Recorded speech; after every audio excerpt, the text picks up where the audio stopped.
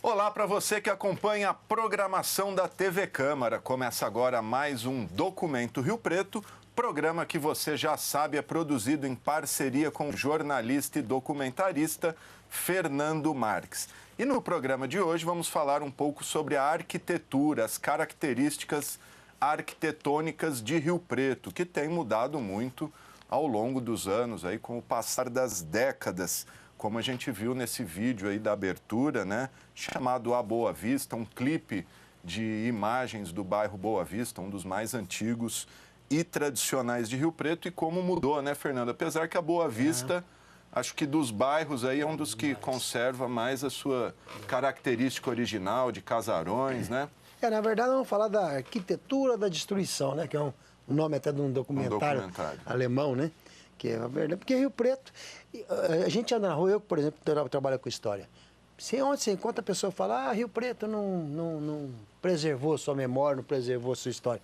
É uma verdade, felizmente. E aí, inclusive, está vindo junto que eu vou começar na minha coluna de Diário da Região agora, em quatro semanas, para vocês terem uma ideia. Vai chamar Heróis da Resistência. Por quê? Porque são prédios que estão aí e que estão ainda conservando a arquitetura original, praticamente a arquitetura original, e que, sei lá, eu não estou com a mesma pretensão, mas será que não pode fazer uma permuta? Será que não pode fazer alguma coisa para preservar para a posteridade? São prédios que ainda estão aí. Aliás, sobre isso tem a casa do Colombo ali, jornalista, né, que estava abandonada, a gente citava aqui várias vezes, e ele, num esforço ali tremendo, recuperou aquela... Sim, mas esses aí já são de 40 para frente. Eu estou falando de 20, porque 20... Antigos, né? Olha, para você ter uma ideia, a cidade que tem mais de 150 anos de idade, né, mais de 160, claro, tem 6 prédios tombados. 6, uma meia dúzia, cabe praticamente numa mão, gente. Prédio centenário. Centenário, não, nós não temos nenhum prédio do século XIX, nenhum. Até a casa do João Bernardino, não sei por que não ficou aquilo. Foi derrubado, não se sabe quando derrubou. É uma falta realmente de memória que é incrível essa cidade, né? Se não fosse a ação, mas a gente tem que falar sempre, não fosse a ação do professor Agostinho Brandi, a professora Nilce Lodi, na época do Dr. Nelson Seixas, não sei se eu acho que o Romildo Santana estava junto também, que é a criação da Codefar, lá no começo da década de 70, meio da década de 70, que moveu as famílias a trazer fotos, tá? E que tem um senso de preservação. A criação da Codefar foi o que hoje é o arquivo da Codefar está com o arquivo público, por lei é obrigado a passar para o arquivo público, todos do Brasil, e se não fosse essa ação deles aí, como é que seria? Aí foi graças ao nome deles também que as pessoas doaram. Então a gente está vendo a arquitetura da cidade. Então vou começar, por exemplo, na minha coluna, fazer data de 20. Nós temos o quê? 6 ou 7 prédios. No máximo 10 na cidade da década de 20 que ainda estão de pé. Mesmo assim, se bobear, daqui a pouco vira estacionamento, como quase tudo aqui no centro. Né? Isso, então vamos falar ali, o Terminus Hotel é de 20, onde era a Salada Paulista, que era o salão modelo, ainda é o arquitetura original dentro, também é de 20.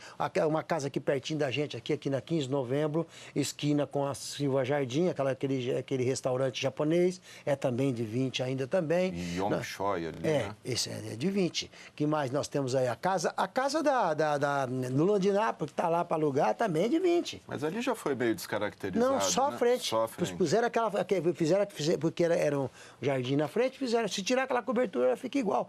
E que mais nós temos? Aquela farmácia na Senhora do Carmo, lá na Boa Vista, também é de 20. São muito poucos. Aquele prédio antigo do Bispado ali na Tiradentes, na Siqueira, também é de 20? Não é de 20, não. O Bispado era aqui na Voluntária de São Paulo, né, na esquina onde hoje é um açougue ali, né? Uma farmácia. Isso, uma farmácia. Já descaracterizaram, mas também era o prédio original ali.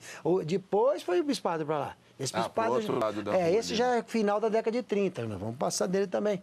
Então, infelizmente, a cidade não está preservando e eu estou agora nessa luta, querendo ver que a gente consegue mover para a gente deixar a posteridade, pelo menos esses aí que estão de pé. Ver se consegue uma forma de fazer não sei como, eu sei, é particular, mas a gente tem que ver se pode fazer uma permuta, o que se pode fazer, mover, né, quando eu falo, nem digo, mover a prefeitura mesmo, né, alguém que tem uma louco fala, vamos fazer uma permuta, seu prédio antigo, tal, vamos fazer com esse aqui, vamos te dar um lugar, vamos te construir, preserva. Eu acho, né? O Marco Rilo chegou a propor um projeto de lei, foi aprovado aqui para que ficasse proibido a descaracterização de prédios históricos, mas a lei acabou derrubada pela Justiça. A gente viu Boa Vista, tal, tem várias casinhas da Boa Vista, claro, que a gente passou no começo do programa, que eu editei lá, tem várias ainda, tem alguns sobradões que já não são da década de 20. Ali na esquina da Basílica, né, onde é uma loja de roupa ali, tem um casarão bacana, né? A dona Sandra Chacon ali do lado ali que tem o galo que... Ali já é 30, 40 para frente, não é 20. Não é 20, né?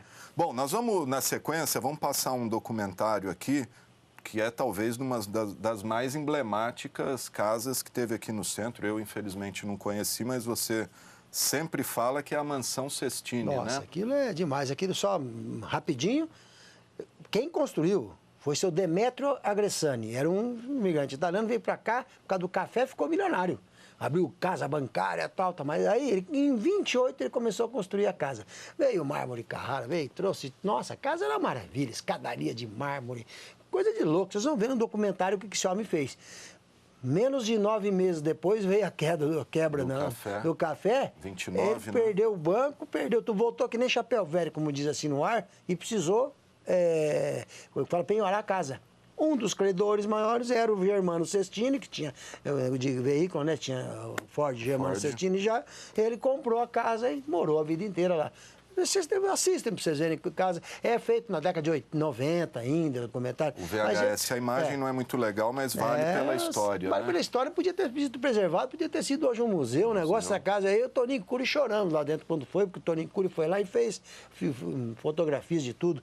É uma casa que era um sonho. Podia ser uma secretaria, um órgão, qualquer coisa, né? Lindo. E virou estacionamento, né? Bem, foi só para falar aqui na Silva Jardim, entre a 15 de novembro e a Voluntária de São Paulo. Então vamos conferir, gente, Mansão Sestini. Esse documentário foi produzido por quem, você sabe? Ou não tem crédito aí? Eu acho que quem fez as imagens foi o Valsec, na época. O Valsec. Não tem crédito nas imagens, infelizmente, se alguém souber, é só avisar a gente aí. Vamos conferir, então. Esta é a Mansão Sestini. Ela foi construída entre os anos de 1928 e 29, na euforia que precedeu a quebra da Bolsa de Nova York e que levou o mundo a uma crise financeira sem precedentes. Rio Preto, no final da década de 20, tinha suas ruas ainda de terra e expandia-se rapidamente, calcando-se na economia agrícola. Demetrio Agressani, dono de uma próspera casa bancária, vindo dos meios mais desenvolvidos e cultos do país, idealizava uma casa diferente e grandiosa para o local. Ele e sua esposa viveriam com todo conforto num palacete com escadaria de mármore de Carrara, com um cômodo no alto, o salão de fumar, com sacadas e janelas para observar a paisagem composta de campos e dos primeiros bairros que se esboçavam. Seus jardins teriam roseiras das mais belas e recentes variedades. Do branco ao purpúreo, grades e portões de ferro formando desenhos, intercalado por pilares trabalhados com relevos, dariam um aspecto senhorial e nobre à mansão.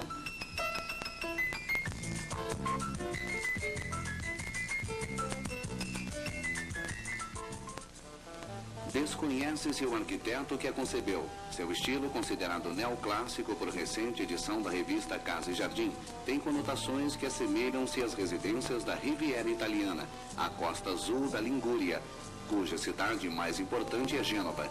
Depois das dificuldades vencidas que na época deveriam ser imensas em termos de material e mão de obra especializada, o sonho finalmente se concretizou, provocando a admiração de toda a população de Rio Preto. No entanto, o Automóvel Clube tinha sua sede social recém-inaugurada na esquina próxima e já possuía um quadro de sócios que fazia inveja às cidades mais desenvolvidas do interior do estado.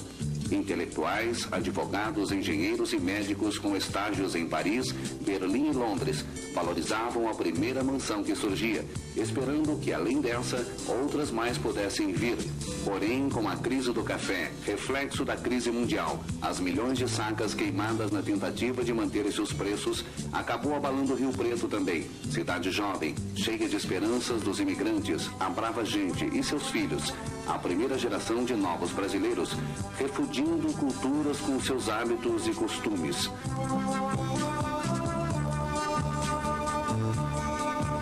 Veio uma marasmo, a estagnação, as falências e somente este palacete ficou como testemunha de uma época de Fausto que apenas se esboçara. A casa bancária faliu. O casal Agrissani pouco usufruiu da mansão. Esta foi a leilão com o lance inicial de 70 contos de réis. Germano Sestini, um dos credores da referida casa bancária, acabou ficando com o imóvel por falta de lances. Teve que ficar sem desejar, juntando-se a ele também uma máquina de beneficiar café em Cedral. O número da casa era originalmente 257. Com o projeto das coordenadas cartesianas da ilha, na década de 40, passou a ser 3.136, o que significa que se situa a 136 metros do eixo principal, a Rua Bernardino de Campos, que determina o número 3.000 para as ruas que a cruzam.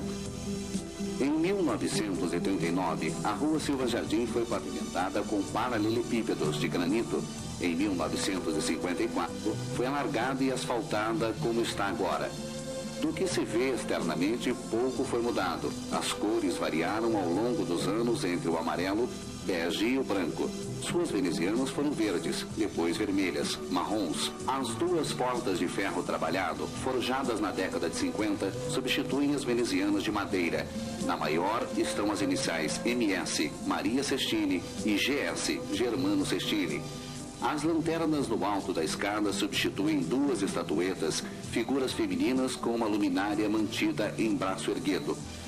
No jardim, o chafariz sextavado tinha a estátua de um garoto agarrando um peixe no alto da coluna que ficava no centro. Uma alusão provavelmente ao menino sobre Delfim, encontrado em Éfeso, simbolizando a fidelidade e reproduzida nas fontes da antiguidade. Em 1949, a estátua foi substituída por essa do menino segurando a bandeja com pombos, onde por muitos anos os pardais se regalavam no banho matinal sobre a lâmina de água. Até o início da década de 40, uma mureta dividia o jardim com os jardins de outras residências pertencentes ao senhor Paulino Bueno de Aguiar, o que destacava a beleza da mansão com o espaço, luz e cores das palmas, esporinhas, cravos, dálias, além das mencionadas rosas. Passados 57 anos de sua construção, o palacete começava a ficar rodeado de edifícios, perdendo sua projeção. A sacada superior, a paisagem desaparece pouco a pouco, tapada pela cortina de concreto armado. A casa ficou anacrônica e mal localizada. Os tempos são outros. A cidade do futuro está chegando, como previram os autores da célebre Álbum da Comarca de Rio Preto, editado na época de sua construção. A mentalidade brasileira atravessa a memória. Vai deixar desaparecer mais este marco do passado dessa cidade. O desinteresse da prefeitura para adquiri-lo e preservá-lo, como querem os descendentes de Germano Sestini, levou-os a vendê-lo, para que um edifício de apartamentos surja em seu lugar. Deixaram este documentário para a história de Rio Preto, cidade onde nasceram, sempre amaram, riopretenses, paulistas e brasileiros de coração, esperando que as futuras gerações possam entender quando valorizaram o passado, o esforço da preservação e a mágoa de ver aquilo que tiveram em mãos, sem o orgulho da posse, porque não foram eles que os construíram, desapareceram na poeira de uma demolição inglória. Descendentes de Venetos, os Sestini continuam admiradores incondicionais das belezas de Veneza, Treviso, Verona e Pádua, com seus monumentos arquitetônicos centenários, orgulho da Itália e da cultura ocidental. Um tombamento proposto por colunistas sociais seria uma grande justiça, prejudicando apenas dois herdeiros que se sentem incapacitados financeiramente para a restauração e manutenção do palacete. Rio Preto, mais uma vez, depois de perder sua antiga matriz e várias casas belas em estilos e épocas mais recentes, vai perder também a imagem desta mansão, historicamente bela.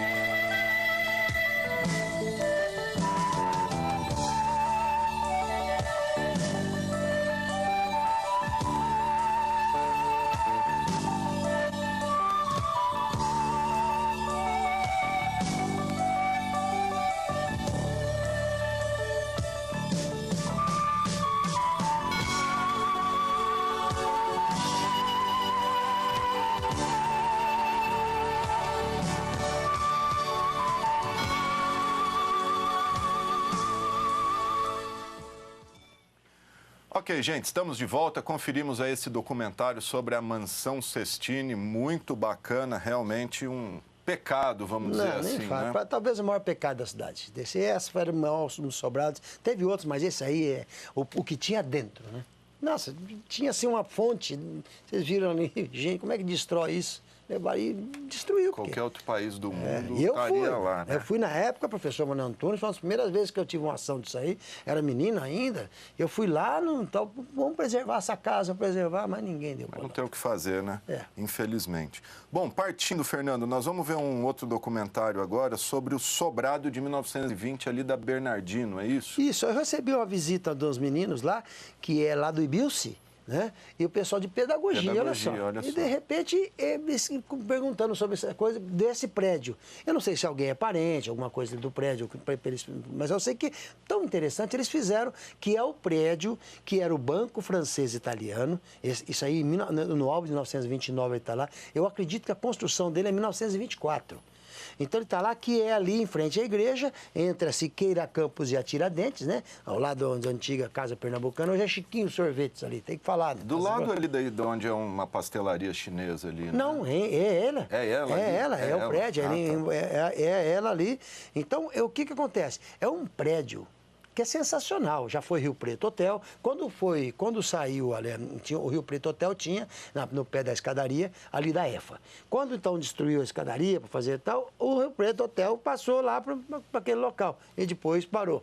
Mas chegou a ser ali, chegou a ser uma pastelaria chinesa, chegou a ser uma lotérica embaixo, muitas coisas, né? Hoje é um hotelzinho, ainda funciona em cima. Mas é um prédio sensacional, cara, de 24. A arquitetura dele é linda, linda, linda, linda.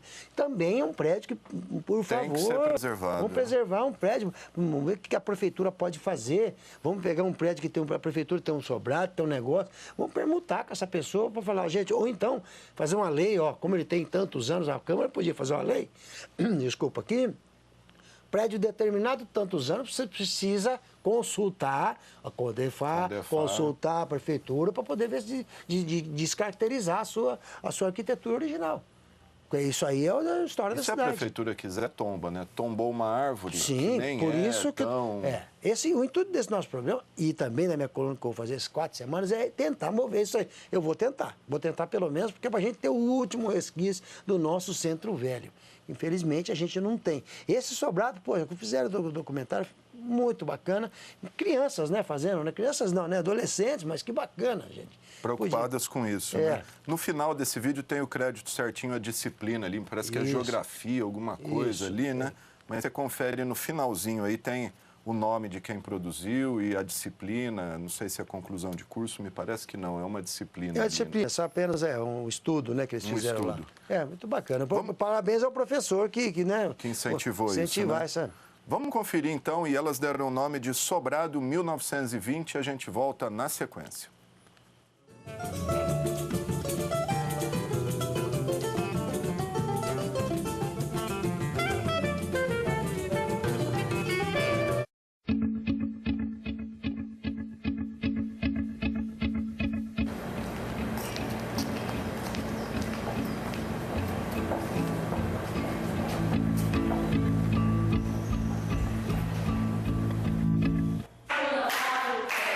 Não há porque não quer, ele vai na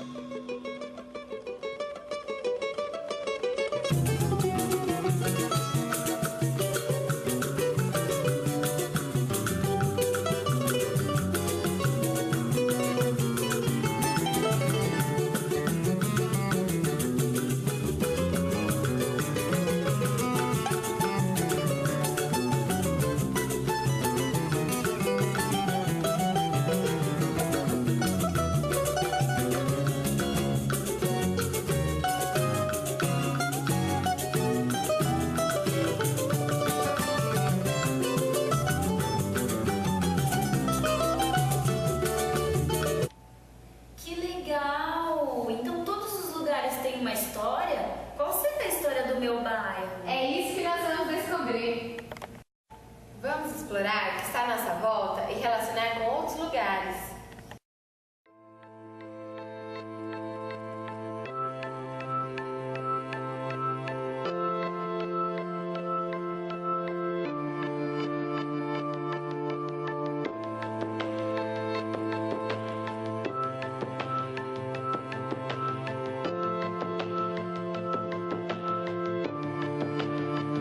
I dreamed I was missing. You were so scared, but no one would listen, 'cause no one else cared. After my dreaming, I woke with this fear. What am I leaving when I'm done here? So if you're asking me, I want you to know.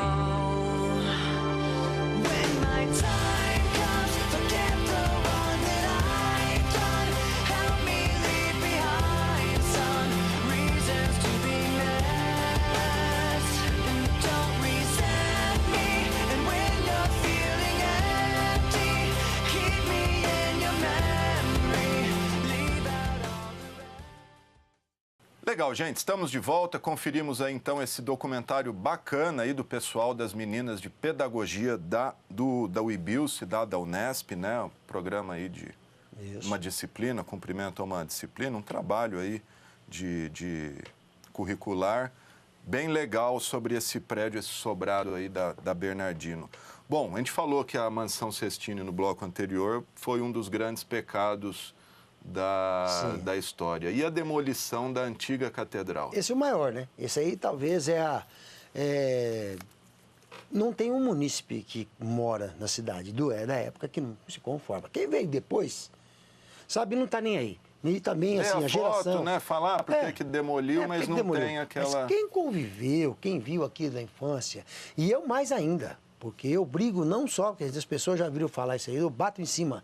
Não é a igreja, a Praça São José, porque a igreja era da igreja, mas a praça era nossa. Era um quarteirão, né? Nós tínhamos 3 praças, ali Praça Dom José Marcondes, Praça São José e Praça Rui Barbosa. E era para ser tudo praça, até na Praça Rio Branco, onde é o fórum ali. Todo era o projeto original do Golino Golini, centro, né? E até a praça lá na Maceno. Ia ser tudo, ia ser um boulevard. Já pensou que coisa linda no centro?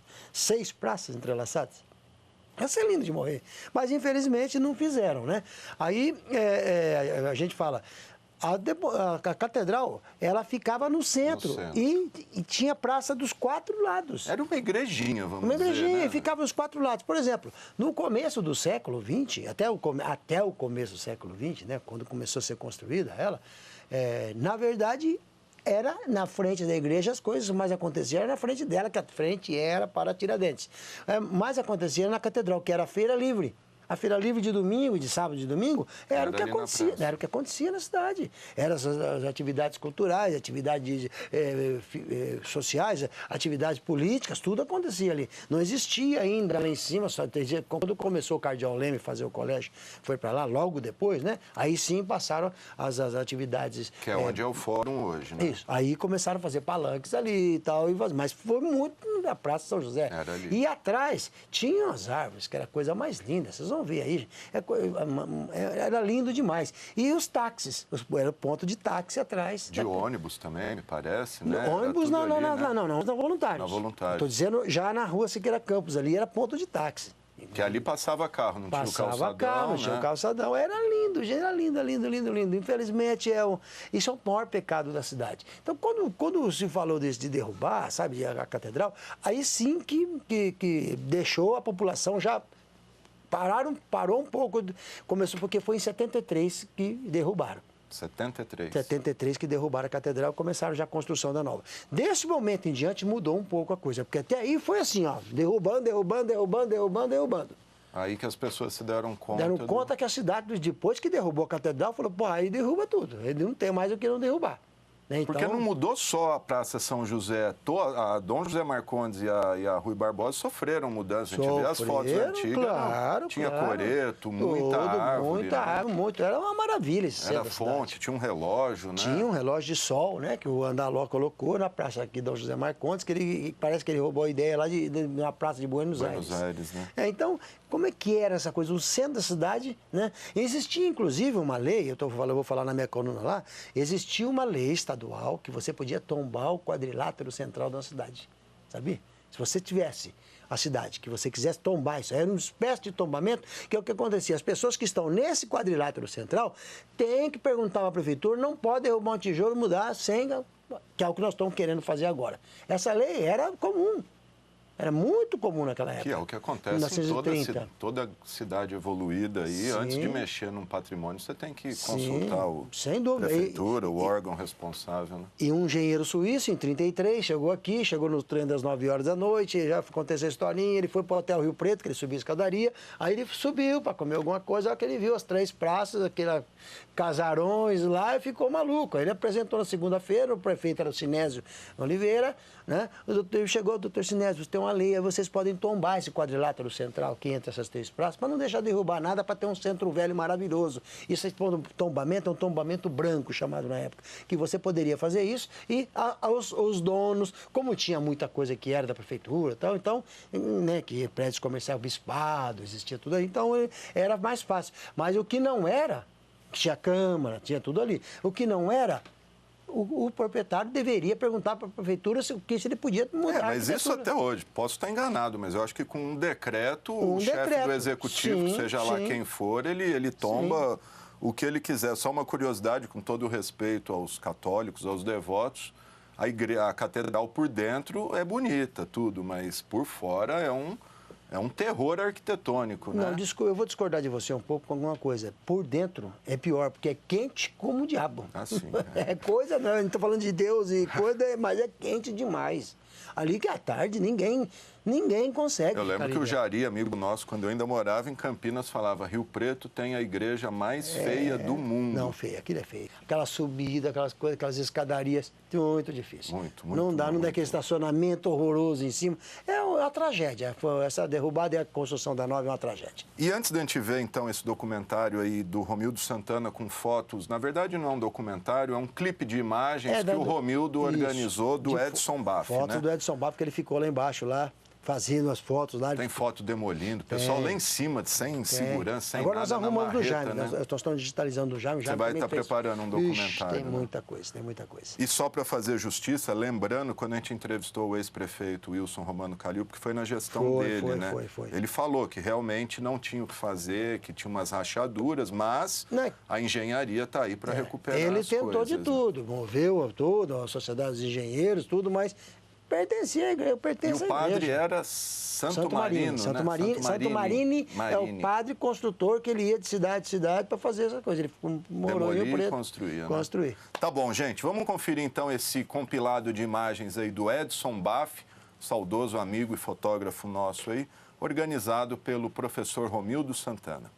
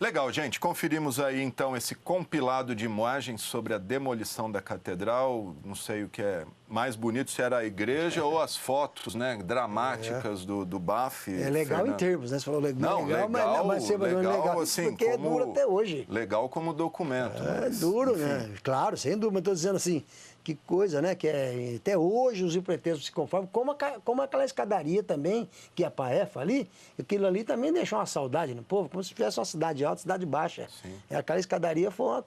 Eu tenho uma saudade daquilo ali, porque eu tenho uma passagem com aquele ali maravilhosa. Meu avô era carroceiro ali. Meu avô tinha uma perna mecânica, olha só, era carroceiro ali, e eu estudava no Senhor Beirão de Barro Serra, na Avenida da Saudade. E então eu saía de lá, a molecada rodeava assim a gente.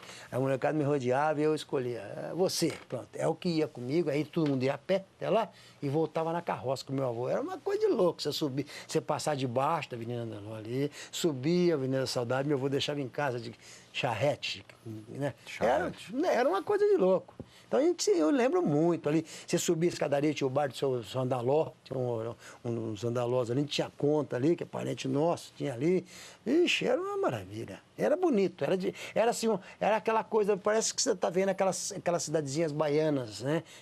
Você sabe que Ilhéus, que a gente vê nos filmes de Jorge Amado lá, sim, sim. A gente vê aquelas...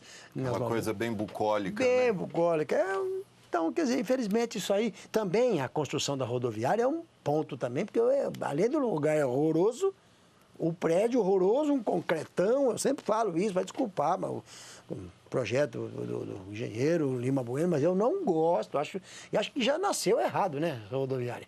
E agora ainda nós vamos conviver com mais uma no lugar errado, não dá para entender, né? Um lugar errado ali... Uma praça que acabou não... Uma hora nós vamos trazer o projeto aqui, mostrar, porque nós temos o protótipo do projeto, pelo Toscano, né? Que o Zé Gonçalves Toscano, que eles ganharam o prêmio, foi feito um prêmio, estava o José Villanova junto. A gente falou disso lá atrás, trouxe até, ia ter uma universidade, isso, né? A aquilo biblioteca. Lá, já pensou se tem aquilo? Uma Universidade das Artes lá, bicho. O prédio que abrigar secretarias, ia ser um negócio muito lindo ali, um lugar bonito, né? Na beira da represa. O que virou? Virou depois uma praça inacabada e agora uma coisa que a gente não dá... Um cachimbo ali no meio, eu né? não estou conseguindo entender o que é aquela obra do lado da Biblioteca Municipal. Difícil, né? Difícil para a gente pensar. Mas vai fazer o quê? É o progresso, que a gente diz, progresso. Progresso.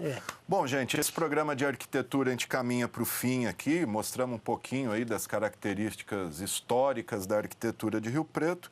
E para terminar, nós temos um videozinho aí produzido por André Luiz. Isso aí foi bacana, rapaz. Eu tinha a coluna Memória Fotográfica no Diário, foi a minha segunda coluna que eu tive lá, né? Que era... Como o antes e o depois, o antes e o depois, eu faço a legenda. Ele pegou essas fotos, várias fotos da minha coluna e tal, e montou um vídeo saindo, entrando com fade out, fade in e tal. Ficou muito legal. O André Luiz mandou de presente, achei muito bacana. A gente sempre gosta de passar, porque isso aí mostrar como é, tá, pra gente fechar a arquitetura, para ver como é que tá. Tem quase 6 minutos, isso que é bacana, que ele fez bastante, né? Então já mostra...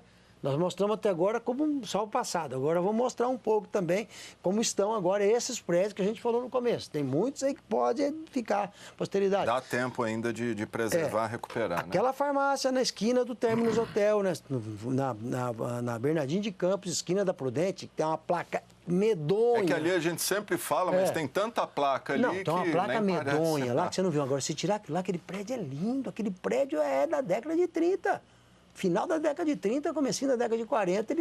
Para quem não localizou, é a esquina da Prudente com a Voluntários. Com a Bernardino. Com a Bernardino, desculpa. Com a Bernardino. Bernardino com o Prudente. Com o Prudente. Na frente da hora que termina a Praça Cívica, ali na esquina, descendo para a rodoviária, né? Não, é para cima, não, Prudente. Pra cima. Sim, termina para cima. O Correio, né, tem o Términos Hotel. Isso, a esquina de cá do Correio. Então, a placa medonha lá, gente, aquilo ali é um absurdo, aquele prédio lá, e tem um pedaço que saiu da placa, você vê ali, você vê que tem o adorno já da época ali. Passa quem estiver vendo, dá uma olhadinha para cima, vai ver isso aí. É um prédio que poderia estar sendo bonito, usado para outra coisa, né? Uma biblioteca municipal, podia ser uma biblioteca, piso de madeira lindo, podia ser um negócio diferente lá. É igual o Términos, né? O Términos está agonizando ali, agonizando. Né? 1919 ali. Olha só, o primeiro sobrado da cidade, o primeiro grande sobrado da cidade foi feito é o Términos Hotel. Depois é o do Sestini, que é do seu Demetrio lá que fez, né? Depois começaram os outros, mas são os dois primeiros sobrados da cidade. Então, a gente fazer essa volta do contraste aí, muito bacana mesmo fazer, André, Luiz aí, vamos mexer. Aqui a gente não quer guardar nada, né? Nosso programa, né? TV, campo, é mostrar, as pessoas até falam, vocês repetem, sim, tem gente que assiste 5, 6 vezes, eu quero ver de novo, porque eu vi aquela casa, acho que é isso e aquilo. É gostosa a história, é tão pouca gente fazendo, tão poucos espaços fazendo, então a gente põe mesmo para... É melhor assistir 10 vezes Rio Preto que assistir porcaria aí na TV. Tá certo, Fernando, obrigado, até a próxima. Lembrando que toda a nossa programação está na internet, nas redes sociais. Siga, acompanhe, compartilhe nossos programas. Documento Rio Preto, mais de 100 programas, já estão todos lá no YouTube. É só digitar TV Câmara Rio Preto, inscreva-se lá, toca o sininho lá. Sempre que tiver um programa novo, você vai ser notificado. E acompanhe também as nossas notícias e informações nas redes sociais. Nós vamos conferir, então, Rio Preto em contraste, com fotos aí da coluna do Fernando, editadas por esse André Luiz. E a gente volta a semana que vem. Eu agradeço a sua audiência, a sua paciência e até lá.